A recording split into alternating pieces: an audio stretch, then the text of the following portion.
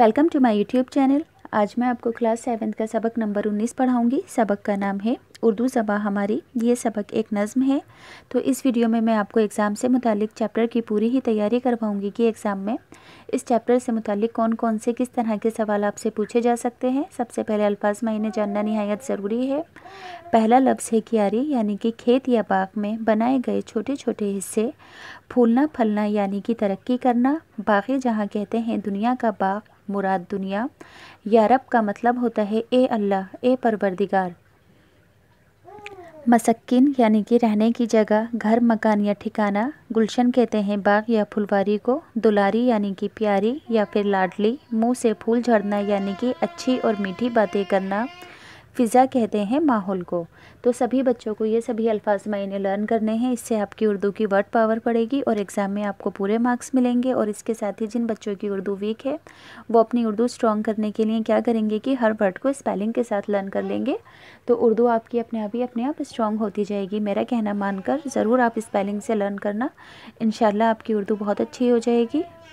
अब मैं आपको इस नज़्म के सभी अशार पढ़ना सिखाऊंगी और उसके साथ ही सया को सबक के साथ तशरीह करना भी बताऊंगी कि एग्ज़ाम में अगर कोई भी अशार आए तो उसकी तशरीह किस तरह से की जाएगी। कैसी है प्यारी प्यारी उर्दू ज़बां हमारी, फूलों के जैसी क्यारी उर्दू ज़बां हमारी। कैसी है प्यारी प्यारी उर्दू ज़बां हमारी, फूलों की जैसे क्यारी उर्दू ज़बां हमारी। तो जब कभी भी एग्ज़ाम में तशरीह करने के लिए दी जाती है सबसे पहले सया को सबक लिखते हैं।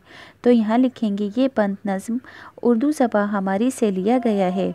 तशरीह, इस शार में शायर उर्दू ज़बां की तारीफ़ बयान करते हुए कहता है।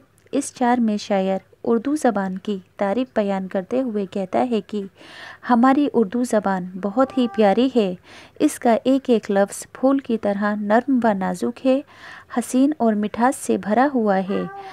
शायर ने क्या कहा कि इसका हर लफ्ज़ फूल की तरह नर्म, नाजुक, हसीन और मिठास से भरा हुआ है।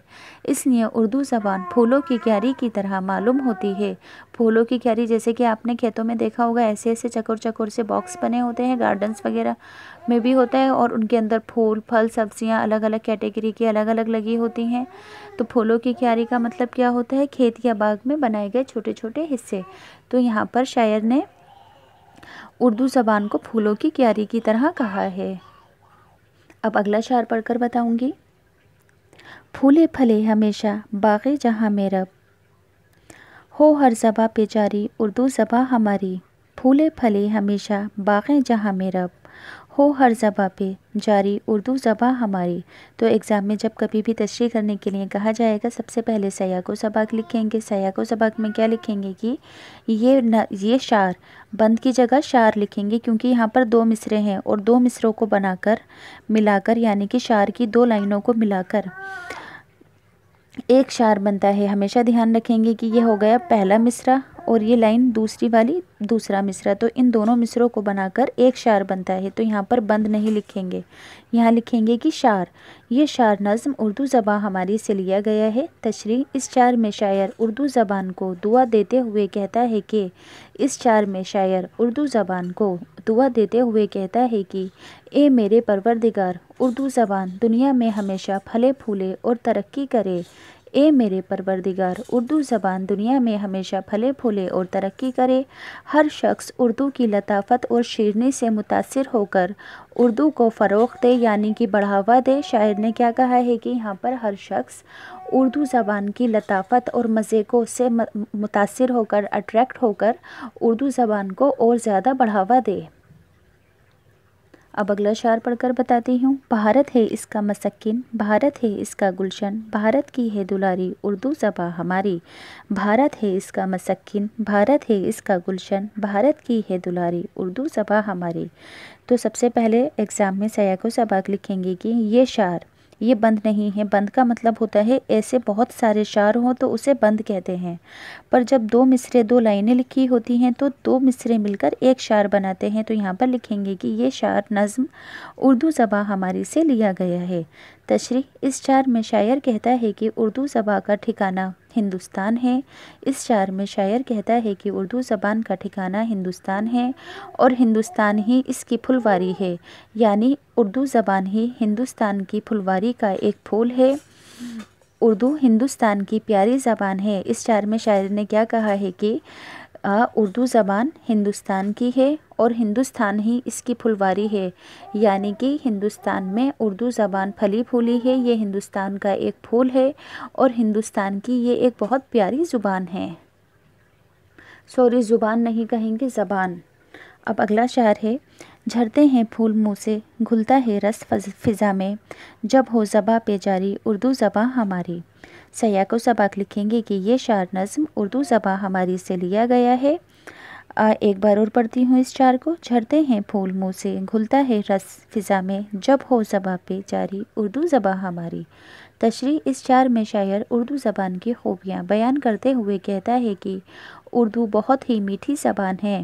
اس شعر میں شاعر اردو زبان کی خوبیاں بیان کرتے ہوئے کہتا ہے کہ اردو بہت ہی میٹھی زبان ہے، اردو بولنے والوں کے منہ سے پھول جھڑتے ہوئے معلوم ہوتے ہیں اور سننے والے اس کی لطافت سے لطف اندوز ہوتے ہیں۔ تو یہاں سے میں نے آپ کو پوری ہی نظم شعر کے ساتھ تشریح کرنا سکھا دی ہے کہ ایگزام میں آپ کس طرح سے تشریح کرو گے سیاق و سباق کے ساتھ۔ اب ایگزام میں کسی بھی نظم کا مرکزی خیال پوچھا جائے گا آپ سے، تو مرکزی خیال کا مطلب ہوتا ہے کہ اس نظم کو پڑھ کر آپ نے کیا عبرت حاصل کی، کیا سیکھ حاصل کی، کیا مورل ایجوکیشن حاصل کی یا پھر کیا نیتک مولیہ حاصل کیا۔ تو مرکزی خیال ضرور ایگزام میں کسی بھی نظم کا پوچھا جائے گا، تو کس طرح سے لکھنا ہے یہ بتا دیتی ہوں۔ اس نظم کے ذریعے شاعر نے اردو زبان کی خوبیاں بیان کرتے ہوئے کہا ہے، اس نظم کے ذریعے شاعر نے اردو زبان کی خوبیاں بیان کرتے ہوئے کہا ہے کہ اردو زبان بہت پیاری، میٹھی اور رسیلی زبان ہے، اس لیے اردو بولنے والوں کے منہ سے پھول جھڑتے ہوئے معلوم ہوتے ہیں۔ تو یہاں پر میں نے نظم کا مرکزی خیال بھی سمجھا دیا آپ کو۔ اب اس سبق کے سوال جواب سمجھاتی ہوں۔ سوال نمبر 1، پھولوں کی کیاری کسے کہا گیا ہے؟ ٹیکسٹ بک کے کوشچن آنسر ہیں یہ۔ جواب، پھولوں کی کیاری اردو زبان کو کہا گیا ہے۔ سوال 2، دوسرے شعر میں شاعر کس بات کی دعا کرتا ہے؟ جواب، دوسرے شعر میں شاعر دعا کر رہا ہے کہ اردو زبان ہمیشہ دنیا میں ترقی کرے اور پروان چڑھے۔ سوال نمبر 3، اردو کا بھارت سے کیا رشتہ ہے؟ جواب، اردو کا بھارت سے گہرا رشتہ ہے، ہندوستان اردو کے رہنے کی جگہ ہے اور ہندوستان ہی اس کا چمن ہے۔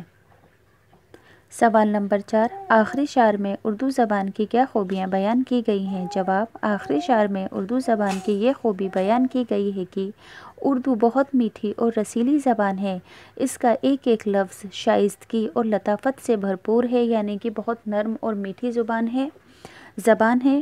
اردو بولنے والوں کے منہ سے پھول جھڑتے ہیں۔ ایک بار اور پڑھ کر بتا دیتی ہوں۔ آخری شعر میں اردو زبان کی یہ خوبی بیان کی گئی ہے کہ اردو بہت میٹھی اور رسیلی زبان ہے، اس کا ایک ایک لفظ شائستگی اور لطافت سے بھرپور ہے، اردو بولنے والوں کے منہ سے پھول جھڑتے ہیں۔ اب اس چیپٹر کے گرامر پڑھ کر بتاؤں گی جو کہ ایگزام میں آپ سے پوچھی جائے گی۔ نیچے لکھے ہوئے مصرعوں کو صحیح لفظوں سے مکمل کرنا ہے۔ پہلا ہے، پھولوں کے جیسے کیاری اردو زباں ہماری۔ تو یہاں پر 2 آپشن دیے ہوئے ہیں، تو اس میں سے کون سا والا آئے گا؟ پھولوں۔ یہاں پہ آلریڈی فل ہے تو میں یہاں پہ لائن ڈرا کر دیتی ہوں۔ اب نیکسٹ ہے، پھولے پھلے ہمیشہ باغ جہاں میں رب۔ تو ان دونوں میں سے کون سا لفظ آئے گا یہاں پر؟ جہاں۔ نظم کو لرن کرنا ضروری ہے، تبھی آپ ان غلطیوں کو پہچان پاؤ گے۔ بھارت ہے اس کا مسکن، بھارت ہے اس کا گلشن۔ تو ان دونوں لفظوں میں سے ایک چوز کرنا ہے، تو مسکن یہاں پر آ جائے گا، مسکن۔ ایگزام کے اندر یہ ان ڈیشوں کے اندر کچھ لکھا نہیں ہوگا، یہاں سے آپ کو چوز کر کر لکھنا پڑے گا۔ جھڑتے ہیں پھول منہ سے گھلتا ہے رس فضا میں، تو دونوں میں سے ایک لکھیں گے، تو اس میں آ جائے گا جھڑتے۔ یہاں پہ آلریڈی فل ہے اس لیے میں آپ کو لائن ڈال کر دکھا رہی ہوں۔ ایگزام میں یہ فل اپس کی طرح آئے گی اور 2 آپشن دیے جائیں گے، ان دونوں میں سے چوز کر کے آپ کو صحیح والا لکھنا ہوگا۔ اب کہا گیا ہے کہ اردو زبان کے بارے میں 5 جملے لکھنے ہیں۔